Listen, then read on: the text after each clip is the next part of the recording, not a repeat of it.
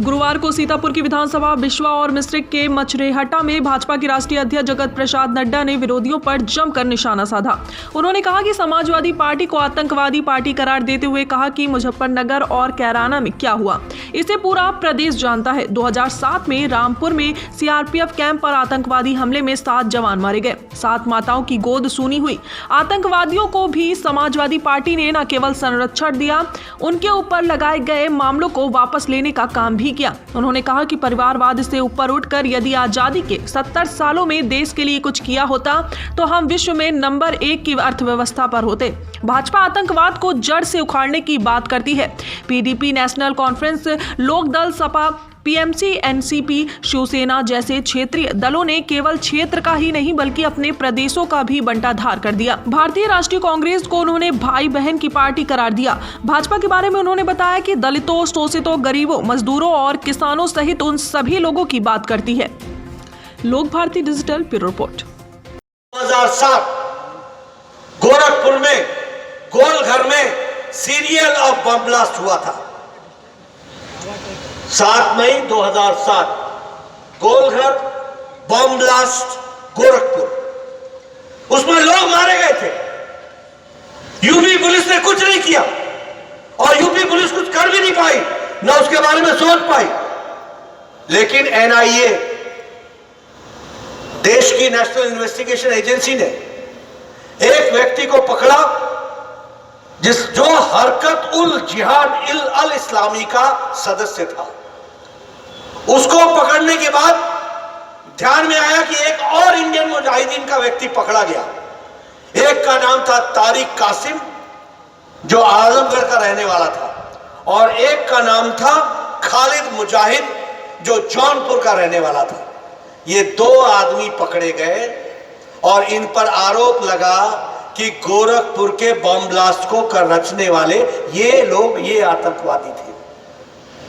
आपको जानकर के आश्चर्य होगा कि अखिलेश जी जब मुख्यमंत्री बने तो आजम खान के कहने पर उन्होंने इन दोनों के खिलाफ मुकदमा वापस ले लिया। क्या ले लिया? आतंकवादी केस का ये केस जो था, मुकदमा जो था, उसको वापस ले लिया। इलाहाबाद हाई कोर्ट ने कहा, अखिलेश जी बतौर मुख्यमंत्री तुम केस वापस नहीं ले सकते हो, भारत के कानून के तहत केस चलेगा, मुकदमा चलेगा और सजा होगी।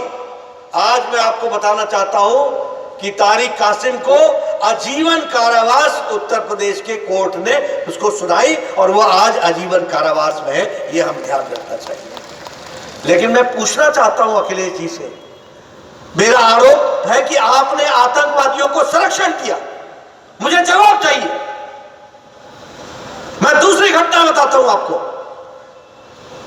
2007 रामपुर में CRPF, central reserve police force के कैंप पर आतंकवादियों का AK-56 के साथ हमला हुआ। 7 सीआरपीएफ के जवान मारे गए।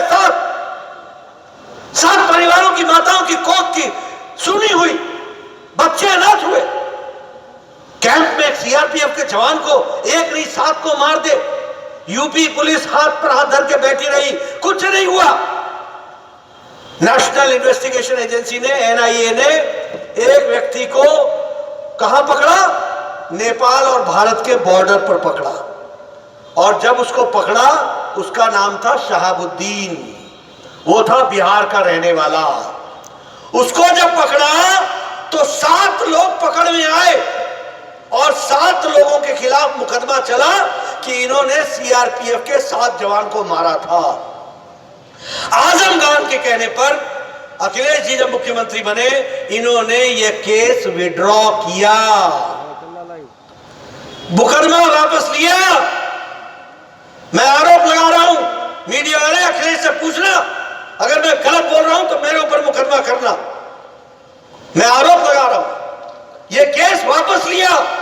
इलाहाबाद के हाई कोर्ट ने यह केस वापस लेने को इनकार कर दिया और कहा कि यह आतंकवादी केस है, भारत के कानून में इसका फैसला होगा। और आपको जानकर करके खुशी भी होगी।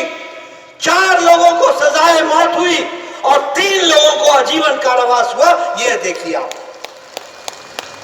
लेकिन मैं पूछना चाहता हूं अखिलेश बाबू, बतौर मुख्यमंत्री तुमने शपथ ली थी, मैं ईश्वर की शपथ लेता हूं कि मैं संविधान की रक्षा करूंगा। आपने ये शपथ तोड़ करके आपने आतंकवादी की रक्षा की, आपने आतंकवादियों का साथ दिया। मेरा आरोप है